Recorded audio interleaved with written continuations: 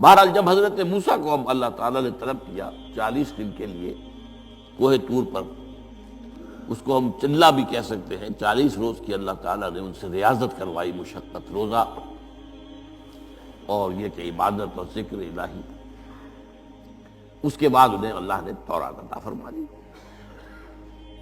تو اسی طریقے سے وہاں 40 دن کا معاملہ ہوا حضرت موسیٰ علیہ السلام کے ساتھ۔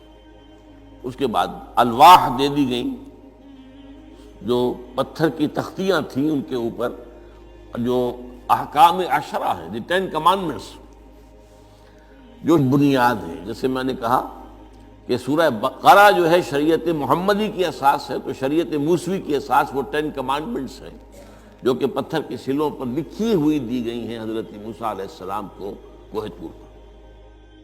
اب پیچھے کیا ہوا؟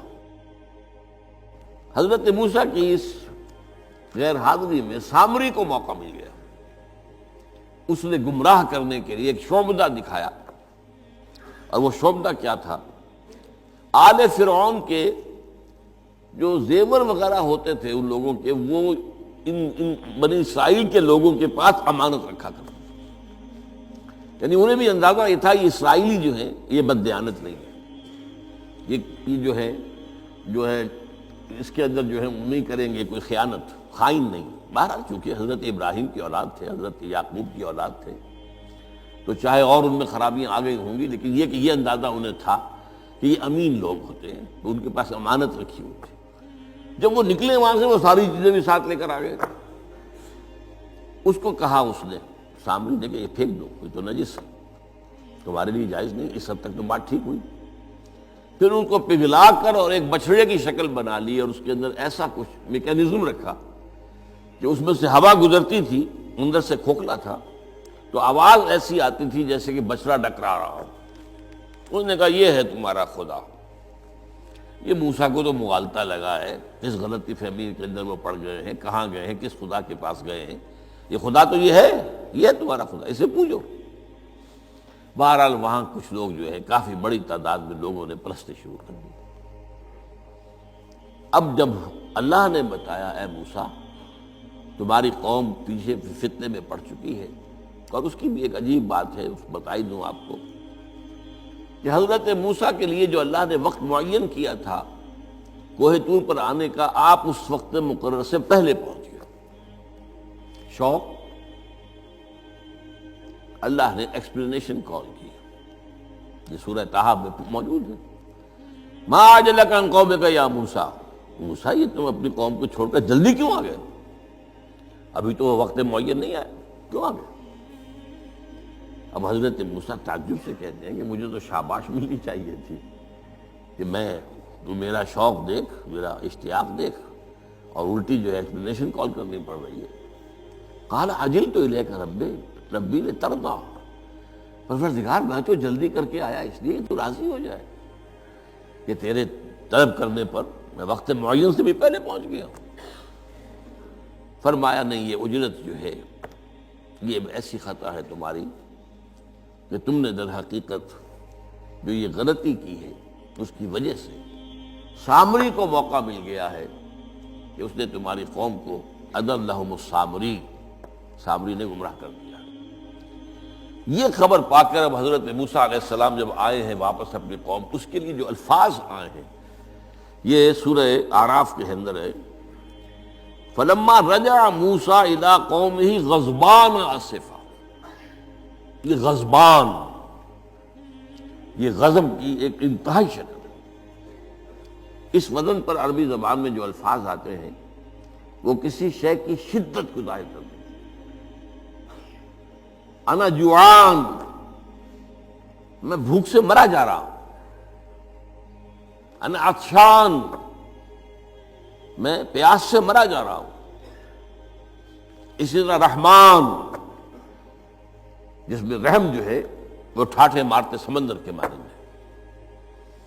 تو اس وزن پر جو الفاظ آتے ہیں اسی وجہ سے غضبان، تو میں کہہ رہا تھا یہ ہے جلالی طبیعت حضرت موسیٰ علیہ السلام کی، کہ انہیں جب یہ اندازہ ہوا کہ میری قوم کے کچھ لوگ جو ہیں وہ اس طریقے سے گمراہ ہو گئے، مشرک ہو گئے، وہ شرک بھی جلی شرک، خفی شرک نہیں، باقاعدہ ایک پرستش جو ہے ہو رہی ہے ایک بچڑے کی اسے خدا مانا جا رہا ہے.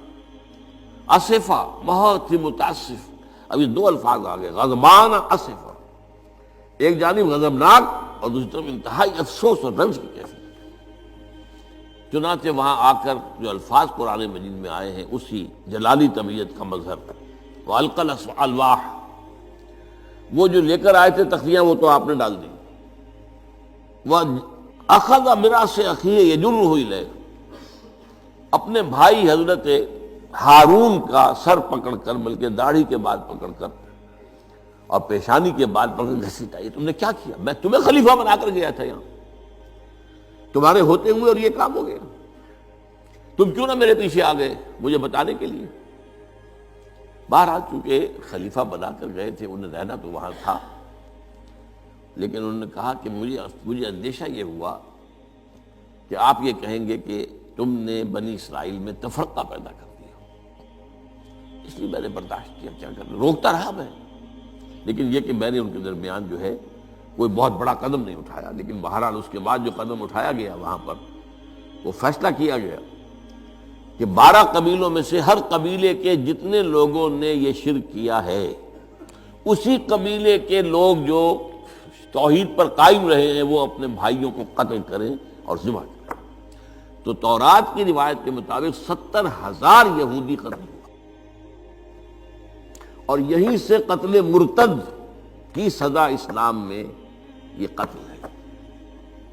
یہ سب بات لوگ کہتے ہیں جو منکرین حدیث ہیں آج کل اور روشن خیال ہیں, اور جو اپنی روشن خیالی کا جو سند لینا چاہتے ہیں مغرب سے. تو مغرب کا تصور تو یہ ہے کہ یہ انسانی حقوق میں سے ہے.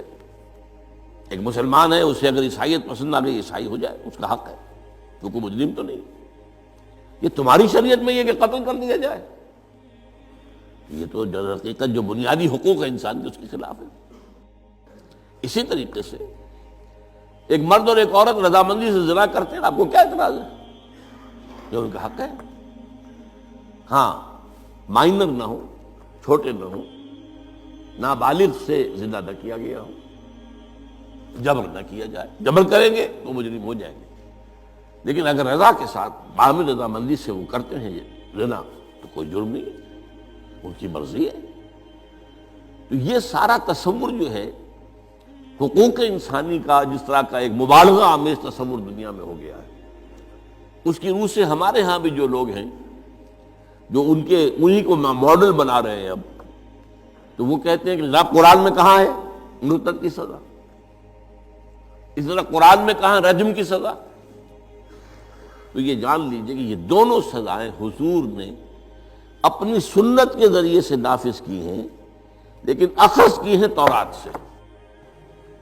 ظاہر بات ہے کہ حضور سے پہلے جو شریعت موسوی تھی وہ لاگو تھی. یہودیوں کے لیے شریعت موسوی تھی, آج تک بھی ہے. عیسائیوں کے لیے بھی حضرت مسیح یہی کہہ کر گئے تھے کہ یہ نہ سمجھنا کہ شریعت موسوی کو ختم کرنے آیا ہوں میں. Law of Moses, don't think I have come to destroy law.